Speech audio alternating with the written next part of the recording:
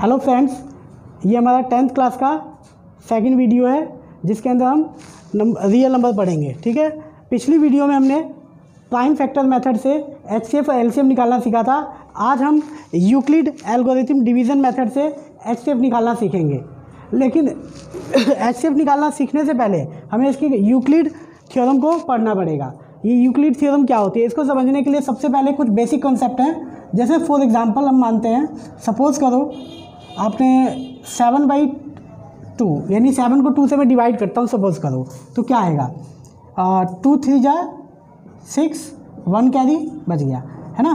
तो इसमें देखो, सबसे पहले आपको ये पता होना चाहिए इस चीज़ को क्या बोलते हैं। तो इसको बोलते हैं डिवाइज़र।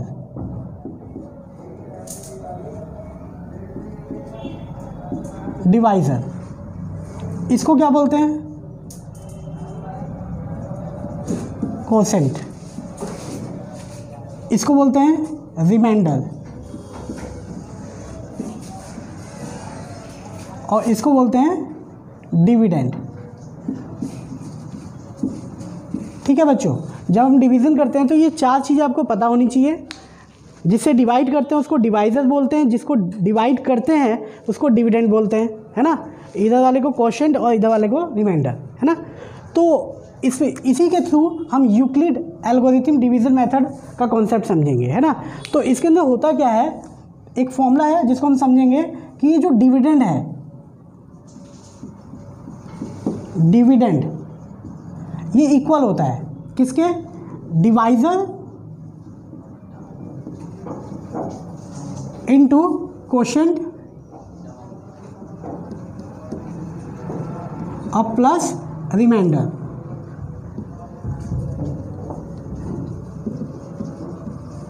ठीक है बच्चों, इसी कॉन्सेप्ट पे आपका यूक्लिड डिवीज़न मेथड अप्लाई होगा।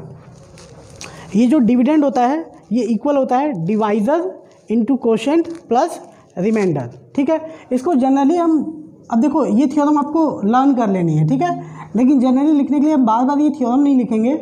जैसे अगर मैं सिंपली बताऊं, जैसे 7 को 2 से डिवाइड किया तो 2 3 जा 6, 1 रिमाइंडर बच गया, है ना। तो इसको ऐसे लिखते हैं, देखो ये जो अंदर वाला डिविडेंड है, ठीक है, डिविडेंड आपका यहाँ लिखेंगे dividend equal to divisor into quotient plus remainder, है ना। इसको इससे इंटू करेंगे, देखो 7 इक्वल टू 2 × 3 प्लस रिमाइंडर, है ना। इसको सॉल्व करेंगे तो 2 3 जा 6 प्लस 1 7, है ना। तो ये कॉन्सेप्ट आपको ध्यान रखना है कि this equal to this into this plus remainder. ठीक है बच्चों, तो इसी कॉन्सेप्ट पे हमारा ये बेस्ड है टॉपिक। तो ज़रा देखते हैं, अब इसके ऊपर कुछ क्वेश्चंस करते हैं तब आपको क्लियर होगा। जैसे लाइक एक क्वेश्चन लेते हैं, यूक्लिड एल्गोरिथम थ्योरम से करने के लिए हमें एचसीएफ निकालना है 24 एंड 81। सपोज़ करो इसका एचसीएफ निकालना है हमें, तो हम इसका एचसीएफ कैसे निकालेंगे। सबसे पहले एचसीएफ निकालने के लिए देखो ऐसे डिवाइड का कॉन्सेप्ट यूज़ करेंगे। इन दोनों में जो बड़ा नंबर होगा उसको अंदर लिखेंगे, ठीक है बच्चों, और दूसरा इससे डिवाइड कर देंगे, है ना। तो इसको कैसे डिवाइड कर देंगे, पहले 24 का टेबल पढ़ेंगे, जब तक ये ना आए, है ना। कितने पे आएगा देखते हैं, 3 पे काट के देखते हैं। 3 4 जा 12, 12 का 1, 12 का 2 कैरी 1, 3 2 जा 6 और 1 7, 72, है ना। 4 जा पे ज़्यादा हो जाएगा तो 24 3 जा 72। अब इसको माइनस कर लेंगे तो 11 में से 2 गया 9 और ठीक है, बस इतना बचा। अब क्या करेंगे, इसको ऐसे ऐसे, अब ये वाला यहाँ लिख देंगे पॉइंट। अब 9 का टेबल पढ़ेंगे जब तक ये ना आए, तो 9 3 जा 27 ज़्यादा हो गया, 9 3 जा 27 ज़्यादा हो जाएगा, 9 2 जा 18। अब इसको माइनस कर देंगे, कितना बचेगा 6 बच जाएगा, है ना। अब इसको ऐसे यहाँ पे डिवाइड कर देंगे, इस 9 को यहाँ ले आएंगे, 6 1 जा 6, यहाँ कितना बच गया 3, है ना। अब इसको ऐसे कर देंगे, अब इस 6 को यहाँ ले आएंगे, 3 2 जा 6, ये कैंसिल। जब तक 0 ना आए तब तक ऐसे ही डिवाइड करते रहना है। अब यहाँ लिखेंगे by Euclid's algorithm method, Euclid algorithm method. आपका देखो जहाँ पर ये क्रॉस हो जाएगा, यानी 0 आ जाएगा रिमाइंडर, तो इसी को HCF बोलते हैं, इसको HCF। लेकिन इसको लिखना होता है यूक्लिड एल्गोरिथम में, कैसे लिखते हैं देखो, सबसे पहले पहला डिवीज़न उठाएंगे, ये वाला, सिर्फ इतना पोर्शन उठाएंगे, इतना, ठीक है। अब जैसे मैंने एल्गोरिथम, यूक्लिड एल्गोरिथम अप्लाई करने का तरीका क्या बताया कि ये जो डिविडेंड होता है 81, यहाँ लिखेंगे 81, ये जो डिविडेंड इक्वल होता है किसके, दिस इंटू दिस, यानी कि 24 इंटू 3 और प्लस इसका रिमाइंडर, यहाँ पे रिमाइंडर क्या आया था 9। क्लियर है बच्चों। ऐसे इसके बाद सेकंड स्टेप उठाएंगे ये वाला, तो ये 24, ये डिविडेंड उठाते जाएंगे, ये डिविडेंड कितना है 24 equal to 9 into 2 plus remainder 6, ठीक है। इसके बाद अगला डिविडेंड ये वाला है हमारा, ये वाला, तो 9 equal to 6 into 1 plus remainder 3। जब तक ये रिमाइंडर 0 नहीं होता तब तक HCF फाइंड नहीं होगा, ठीक है। इसके बाद अगला डिविडेंड कौन सा है, ये वाला, तो 6 equal to then 3 into 2 plus remainder 0, यहाँ पर रिमाइंडर 0 आ गया। तो ये जब रिमाइंडर 0 आ जाता है वहाँ पर जितना हमारा डिवाइजर होता है वही HCF होता है। तो HCF of 24 and 81 equal to 3। Clear है बच्चों। एक और एग्जांपल देखते हैं जिससे आपको क्लियर हो जाएगा सही से।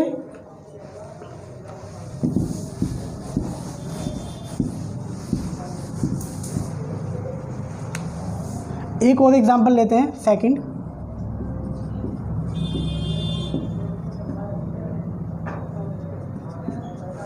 सपोज करो ये हमारा, इसका HCF निकालना है यूक्लिड एल्गोरिथम थ्योरम से। तो इसका HCF निकालने के लिए देखो बच्चों, मैंने बताया सबसे पहले इन दोनों में जो बड़ी रकम हो उसको लिख लेंगे 1288 और इसको 557 से हम डिवाइड करेंगे। तो एक ही बार में डिवाइड करना है, जैसे कितने इतने 557 का टेबल तब तक पढ़ेंगे जब तक ये ना आए। तो हम मल्टीप्लाई करके देख लेंगे थोड़ा रफ में कितने पे आ रहा है। तो आई थिंक 2 जा पे आ जाएगा, 2 7 जा 14, 4 कैरी 1, 2 5 जा 10 और 1 11 कैरी 1 11, है ना। कितना आ गया 11 14। अच्छा 3 जा पे ज़्यादा हो जाएगा ये, ठीक है बच्चों। तो ये कितने पे गया 2 जा, और कितना आ गया 1 1 1 4। अब इसको माइनस कर देंगे, 8 में से 4 गया 4, 8 में से 1 गया 7 और ये 1 ये रिमाइंडर आ गया। अब मैंने क्या बताया यहाँ पे फिर डिवाइड का ऑप्शन बना लेंगे ऐसे, और ये वाला यहाँ लिख देंगे। अब देखो ये कितने पे कटेगा, लगभग 4 जा पे देख लेते हैं, 4 4 जा 16 6 कैरी 1, 4 7 जा 28 29 कैरी 1, 4 7 जा 28 और 1 29 9 कैरी 2, 4 1 जा 4 और 2 6 ज़्यादा हो गया ये। 3 जा पे काटते हैं, 3 4 जा 12 2 कैरी 1, 3 7 जा 21 21 और 1 22 22 का 2 कैरी 2, 3 1 जा 3 5, है ना। तो हम 3 जा पे काटते हैं, 3 जा 5 2 2, है ना। अब इसको माइनस कर लो, 7 में से 2 गया 5, 5 में से 2 गया 3, बस। अब इसका फिर डिवाइड बना लेंगे अगला, इसको यहाँ लिखेंगे 174। अब देखते हैं ये कितने पे आता है 35। 174 को 35 से काटेंगे तो रफ में देख लेते हैं 35 को कितने से इंटू करें कि आ जाए। देन 7 से करके देखते हैं, 7 5 जा 35, 5 कैरी 3, 7 3 जा 24, 7 3 जा 21 और 3 24। ये ज़्यादा हो गया ये भी। 35 को 6 से करके देख लो, 6 5 जा 30, 0 कैरी 3, 6 3 जा 18 18 और 3 18 19 20 21। ये भी ज़्यादा हो गया है।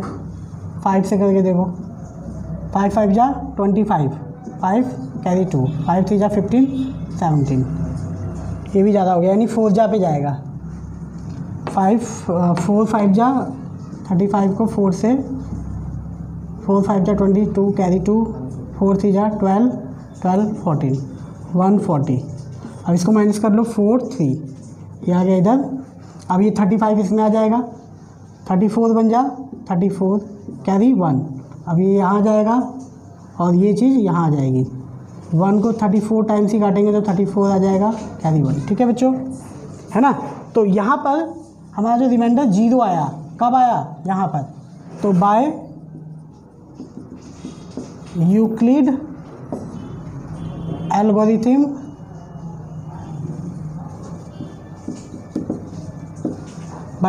एल्गोरिथम यहाँ से लिखना चालू करेंगे। पहले पहला वाला डिवीज़न उठाएंगे तो ये डिविडेंड कितना है 1288 इक्वल टू कैसे, दिस इंटू दिस, यानी कि 557 इंटू 2 प्लस रिमाइंडर 174, ये रिमाइंडर।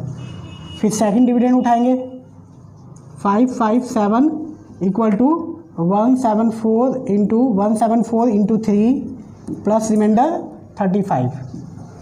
नेक्स्ट डिविडेंड 174 उठाएंगे तो ये आएगा 35 इंटू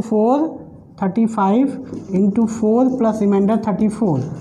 नेक्स्ट डिविडेंड उठाएंगे ये 35 इक्वल टू 34 इंटू 1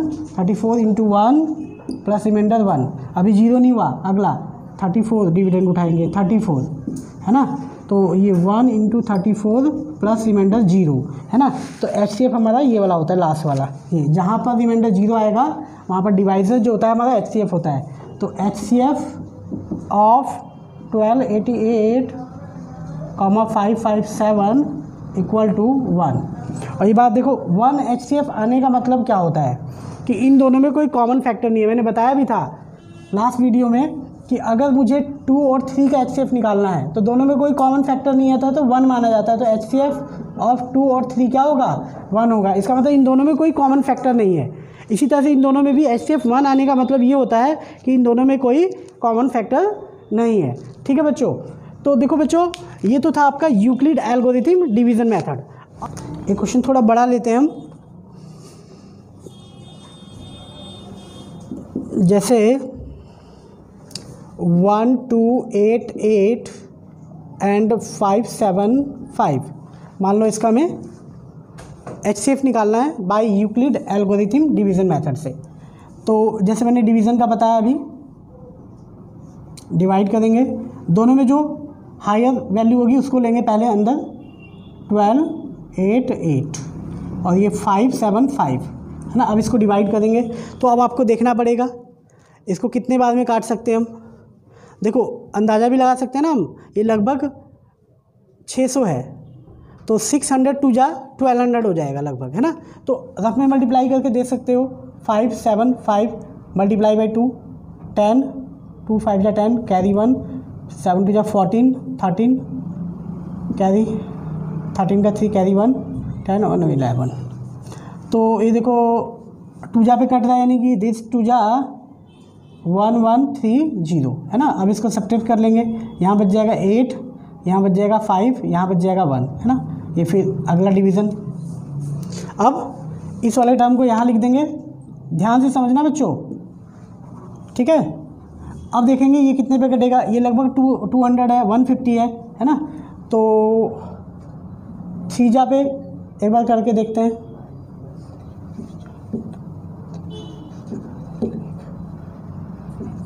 है ना। 4 जा पे भी करके देख लो,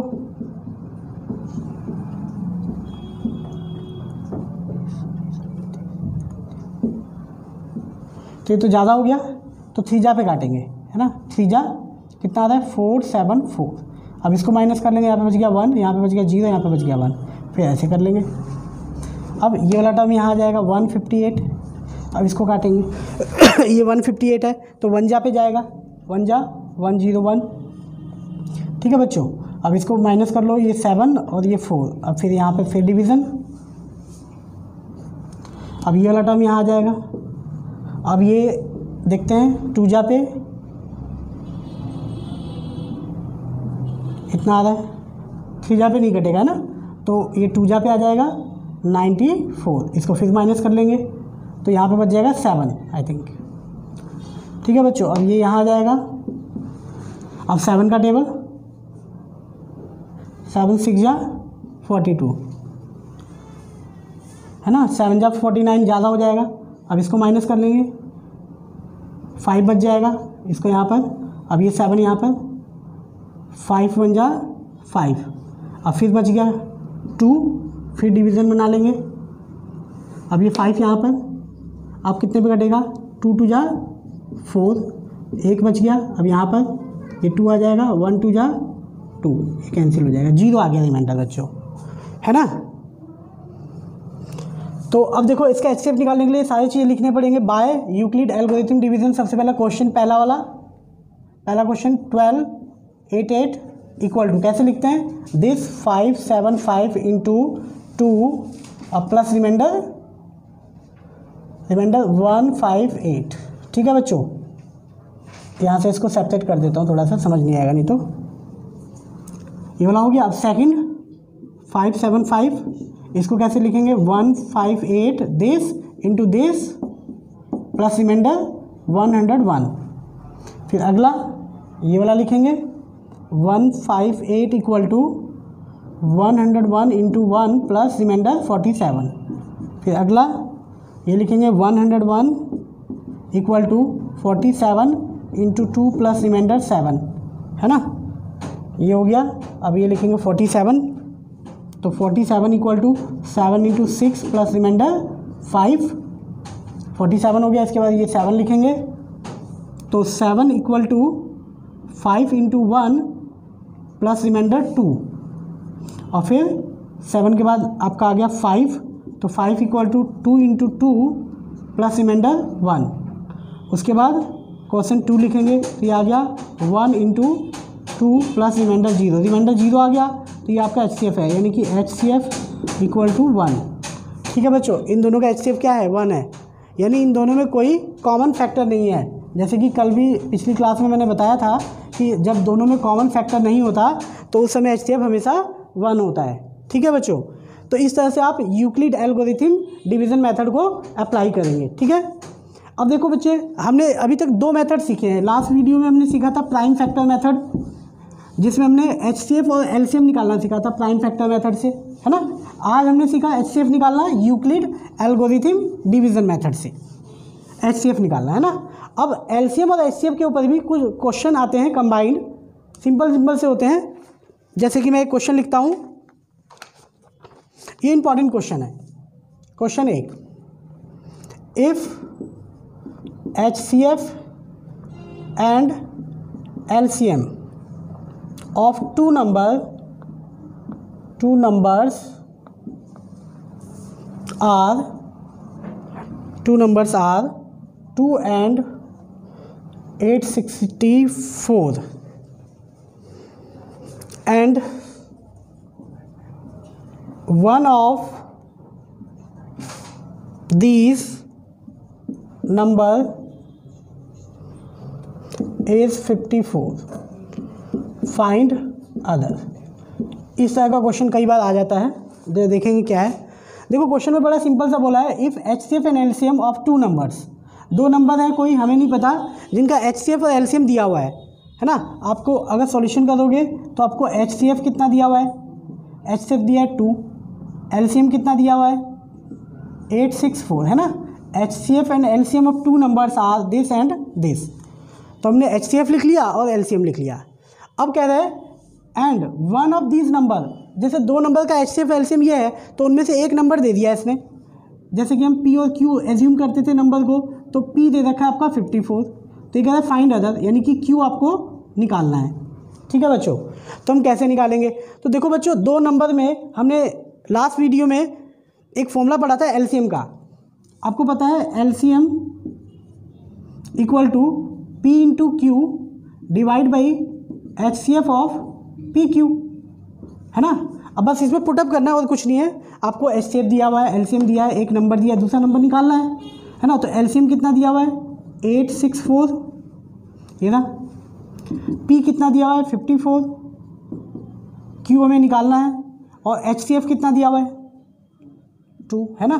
क्रॉस मल्टीप्लाई कर देंगे हम, तो इसको इससे करेंगे तो आएगा 54 इंटू क्यू, और इसको इससे मल्टीप्लाई करेंगे तो 864 इंटू 2, तो यहाँ से क्यू की वैल्यू आ जाएगी 864 इंटू 2 डिवाइड बाई 54, और इसको अब काट लेंगे हम, 2 से कट गया, 2 2 जा 4, 1 बच गया, 2 7 जा है ना। अब इसको भी काटना पड़ेगा, हम रफ में काट के दिखा देता हूँ मैं। 864 डिवाइड बाई 27, इसको 3 से काटते हैं। 3 निम 27, 3 दूनी 6, 7 8, 2 बच गया, 3 8 24, 25 26, 2 बच गया, 3 8 24।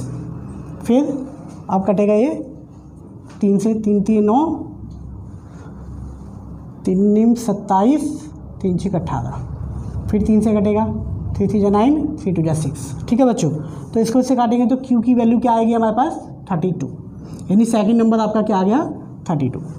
ठीक है बच्चों, तो ये क्वेश्चन समझ में आया आपको। तो एक क्वेश्चन और करते हैं इसी के ऊपर, है ना। इस तरह का क्वेश्चन आ जाता है एग्जाम में, तो इसके ऊपर भी प्रैक्टिस कर लेना। क्वेश्चन आपको सारे करा दिए जाएंगे, बस आपको एनसीईआरटी में थोड़ा सा सर्च करना पड़ेगा, है ना। क्वेश्चन इधर उधर होंगे। जैसे एक क्वेश्चन और लेते हैं second, if HCF and LCM of 2 number are 6 and 36। ठीक है बच्चों, and 1 of these number is 18, find other। ये तो बच्चों सेम क्वेश्चन है, ये आप खुद ट्राई कर लेना, है ना। HCF and LCM of 2 number are 6 and 36, 6 and 36। HCF LCM दिया है, 1 of these नंबर इज 18, और में से एक नंबर दिया है, अदर फाइंड करना। सेम क्वेश्चन है, बिल्कुल सिमिलर, है ना। तो ये क्वेश्चन भी आप कर लोगे। अब हमारा अगला टॉपिक है, नया टॉपिक अब करने जा रहे हैं इसी चैप्टर में।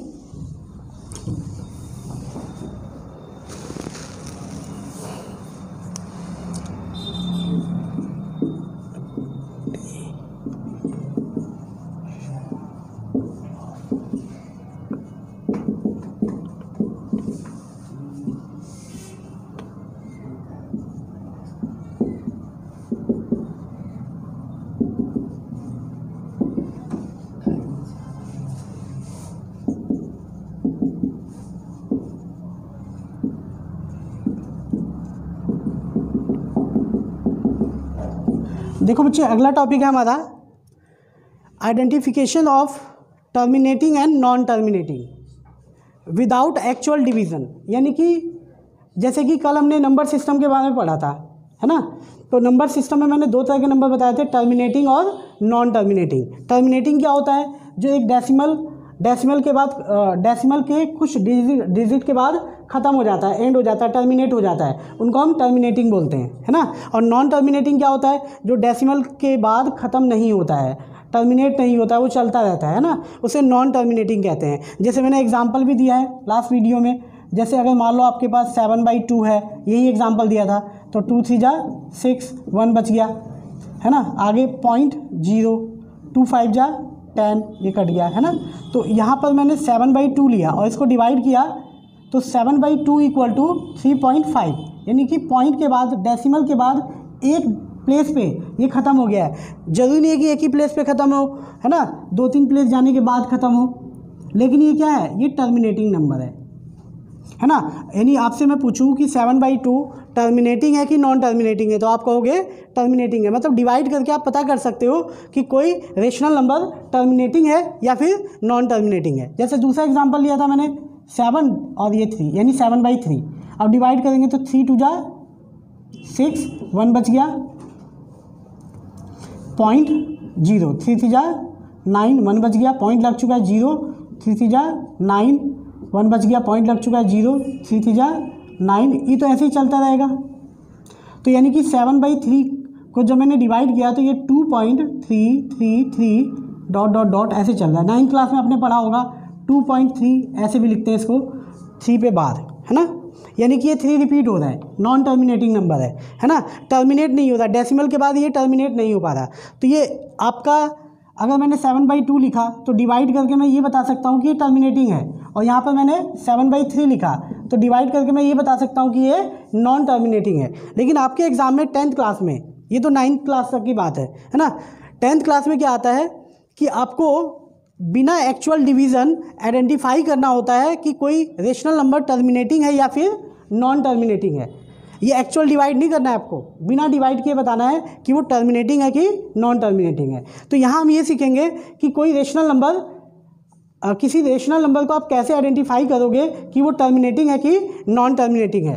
तो इसके लिए देखो क्या मेथड है आइडेंटिफाई करने के लिए।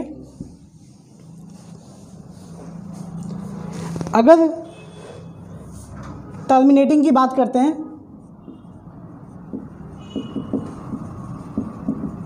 टर्मिनेटिंग, तो अगर कोई rational number p by Q है, सपोज करो p बाई क्यू, तो यहाँ जो q है या आप ऐसे कह सकते हो किसी rational number p by Q में ऊपर, आप ऐसे समझो इसे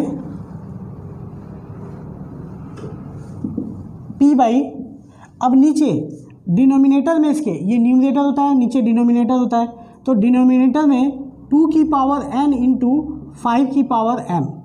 अगर ये पैटर्न बनता है किसी भी रेशनल नंबर में, डिनोमिनेटर में अगर 2 की पावर n इंटू 5 की पावर m बनता है ना, तो उस नंबर को, उस रेशनल नंबर को हम कहेंगे टर्मिनेटिंग है। मतलब इसके डिनोमिनेटर में 2 और 5 इन दो फैक्टर के अलावा कोई और फैक्टर आ जाए तो वो नॉन टर्मिनेटिंग हो जाता है। यानी कि केवल डिनोमिनेटर में 2 और 5 होना चाहिए, इसके अलावा कोई दूसरा नंबर यहाँ पर नहीं होना चाहिए। अगर कोई दूसरा नंबर आ गया तो वो नॉन टर्मिनेटिंग है। यानी कि if a rational number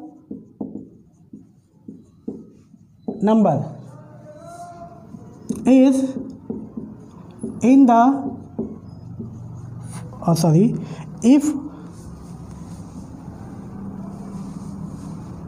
if the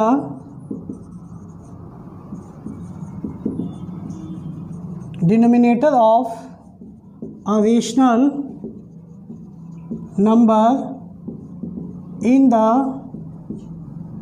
form of 2 की पावर n into 5 की पावर n only,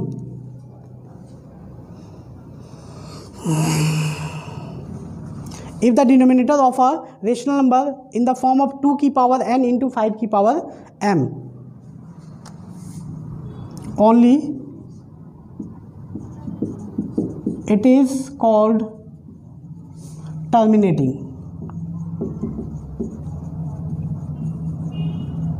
number। तो उसे हम टर्मिनेटिंग बोलेंगे। अब कुछ एग्जांपल लेते हैं, अगर इनके अलावा कुछ आ गया, द अदर नंबर आ गए, तो वो नॉन टर्मिनेटिंग होता है। ठीक है, अब कुछ एग्जांपल लेते हैं। जैसे एग्जांपल लेता हूँ मैं, मान लो न्यूमरेटर में 7 डिवाइड बाई 2 की पावर 5 इंटू 2 की पावर 6 इंटू 5 की पावर 8, ऐसा कुछ है ना। मतलब ये एक नंबर ही है, इनका पावर सॉल्व करके मल्टीप्लाई करेंगे तो कोई नंबर ही तो आएगा, 7 बाई नंबर, है ना। तो ये एक रेशनल नंबर है ना। अब मुझे ये बताना है कि ये रेशनल नंबर टर्मिनेटिंग है कि नॉन टर्मिनेटिंग है। तो मैं सिर्फ डिनोमिनेटर को देखूंगा। डिनोमिनेटर में देखो 2 की पावर 6 और 5 की पावर 8, ये बन रहा है ना, तो ये क्या है, टर्मिनेटिंग। इसे क्या बोलेंगे, टर्मिनेटिंग। ये टर्मिनेटिंग है, मतलब इसको डिवाइड किया जाए तो एक डेसिमल के कुछ डिजिट के बाद ये टर्मिनेट हो जाएगा। ऐसा नहीं है कि चलते रहेगा, ठीक है, नॉन टर्मिनेटिंग की तरह चलता नहीं रहेगा, ख़त्म हो जाएगा, है ना। एक और एग्जांपल लेते हैं। ऊपर मान लो है 29 डिवाइड बाई 2 की पावर 6, बस इतना ही है। तो देखो अभी मैंने बताया डिनोमिनेटर में ये होना चाहिए। अब ये जरूरी नहीं कि दोनों हो, या तो ये दोनों हो, डिनोमिनेटर में 2 की पावर n इंटू 5 की पावर m, या तो दोनों हो, या सिर्फ 2 की पावर n हो, या 2 की पावर 5 हो, इनके अलावा कुछ नहीं आना चाहिए, है ना। तो हम डिनोमिनेटर में चेक करें, 2 की पावर 6 है ना। आप कहोगे सर 5 तो है नहीं, तो आप चाहो तो 5 की पावर 0 लिख देंगे, ये वैल्यू 1 होती है। किसी भी नंबर की पावर 0 हो तो 1 होती है, तो इंटू में 1 लगा सकते हैं, लेकिन लिखने की जरूरत होती नहीं है, हम सीधा ही बता देते हैं ये, है ना, 2 की पावर 6, है ना, क्योंकि इंटू में मैं 5 की पावर 0 लिख सकता हूँ, इसलिए ये क्या है, टर्मिनेटिंग है। लेकिन इसका रीज़न भी बताना पड़ेगा, बिकॉज रीज़न क्या लिखोगे, जैसे यहाँ पे अगर इसका रीज़न लिखो तो यहाँ लिखोगे डिनोमिनेटर इन द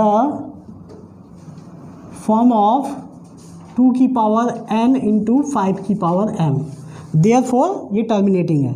अब यहाँ पर ये क्या है, ये भी टर्मिनेटिंग है। क्यों?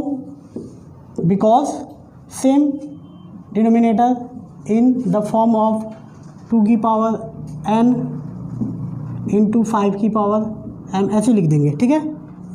अच्छा, एक और एग्जांपल लेता हूँ। यहाँ पे 17 है और यहाँ पर 5 की पावर 3 है। अब बताओ, तो आप कहोगे सर ये भी टर्मिनेटिंग है क्योंकि यहाँ पर 2 की पावर n, सॉरी 5 की पावर m दिख रहा है, ये 2 नहीं दिख रहा, लेकिन इनके अलावा कोई दूसरा नंबर नहीं है, या तो 2 की पावर n या तो 5 की पावर m, या फिर दोनों 2 की पावर n इंटू 5 की पावर m, है ना। तो वो टर्मिनेटिंग होगा, अदरवाइज नॉन टर्मिनेटिंग होगा। तो ये भी क्या है, टर्मिनेटिंग है ना, बिकॉज में क्या वही रीज़न रहेगा, सेम, ठीक है। अच्छा, अब देखो यहाँ तो मैंने जितने भी एग्जांपल लिए इसमें पहले से या तो 2 की पावर n है ना, या 5 की पावर n है, m है, या दोनों है कि नहीं। कभी ऐसा भी हो सकता है कि इसके अलावा कोई नंबर आ गया तो वो नॉन टर्मिनेटिंग बन जाएगा। जैसे कुछ एग्जांपल और लेता हूँ, इनको मैं रफ कर रहा हूँ, यहाँ तक आप नोट डाउन कर लेना क्योंकि यहाँ तक तो ज़रूरी है, ये तो मेथड है आपका, इसके बिना समझ में नहीं आएगी बात। ये एग्जांपल भी नोट डाउन कर लेना आप लोग। अब कुछ एग्जांपल और लेता हूँ मैं, इतनी बात समझ में आई ना। तो कुछ एग्जांपल लेता हूँ, जैसे सपोज करो यहाँ मैंने 7/5 की पावर 2 इंटू 7 की पावर 7 इंटू में 7, सॉरी 7 नहीं 11, ये ले लिया। तो ये नंबर टर्मिनेटिंग है कि नॉन टर्मिनेटिंग है? तो इसे हम बोलेंगे नॉन टर्मिनेटिंग। नॉन टर्मिनेटिंग क्यों है? क्योंकि इसके डिनोमिनेटर में 2 की पावर n इंटू 5 की पावर m के अलावा भी कोई नंबर है ना, तो ये नॉन टर्मिनेटिंग है। रीज़न क्या लिखेंगे? Because denominator is not in the form of 2 की पावर n इंटू 5 की पावर m, क्योंकि 2 और 5 के, देखो 5 की पावर n ये तो ठीक है, लेकिन 11 इसमें फालतू आ गया, तो ये टर्मिनेटिंग नहीं है, ठीक है बच्चों। इस तरह से इनके अलावा कोई दूसरा नंबर आ गया तो वो नॉन टर्मिनेटिंग हो जाएगा। अब कभी कभी क्या होता है, जैसे मैं एग्जांपल लेता हूँ, ऊपर लिया मैंने 7 और डिवाइड में 5, सॉरी यहाँ पे लिया 21, डिवाइड में 5 की पावर 3 इंटू 7 इंटू 2 की पावर 5, ये लिया। अब मैंने पूछा बताइए ये टर्मिनेटिंग है कि नॉन टर्मिनेटिंग है? अब इसलिए आप शायद कहो कि ये नॉन टर्मिनेटिंग है ना, बिकॉज डिनोमिनेटर में 5 की पावर 3 ये तो चलो होना चाहिए, 2 की पावर 5 ये भी होना चाहिए, लेकिन ये 7 फालतू आ गया है ना। तो आप हो सकता है कि आप कहो कि ये नॉन टर्मिनेटिंग है, लेकिन देखो कभी भी हम डिनोमिनेटर को जब देखेंगे, एक बात का ध्यान रखना है हमेशा कि जब भी हम डिनोमिनेटर को देखकर जजमेंट करेंगे टर्मिनेटिंग और नॉन टर्मिनेटिंग का, तो ये बात का ध्यान रखना है कि कहीं डिनोमिनेटर का कोई टर्म कट तो नहीं रहा। जैसे कि मैं इसको 7 1 जा 7, 7 3 जा 21, है ना भाई। तो ये वैल्यूज़ एक्चुअल में 3 डिवाइड बाई 5 की पावर 3 इंटू 2 की पावर 5 ऐसे बनेगा, है ना। तो देखो अब क्या आ गया, ये इसका फॉर्म 2 की पावर n इंटू 5 की पावर m, है ना, वही फॉर्म बनाना। तो ये क्या है? टर्मिनेटिंग नंबर है। रीज़न वैसे ही लिखना है ना। तो कभी भी आप अब ये नहीं कि फटाफट आपने नीचे को देखा, डिनोमिनेटर देखा और बता दिया, है ना। आपको ये भी ध्यान रखना है कि नीचे से कुछ कट तो नहीं रहा, अगर कट रहा है तो फिर नॉन टर्मिनेटिंग हो जाएगा। जैसे मैंने यहाँ पे लिख दिया,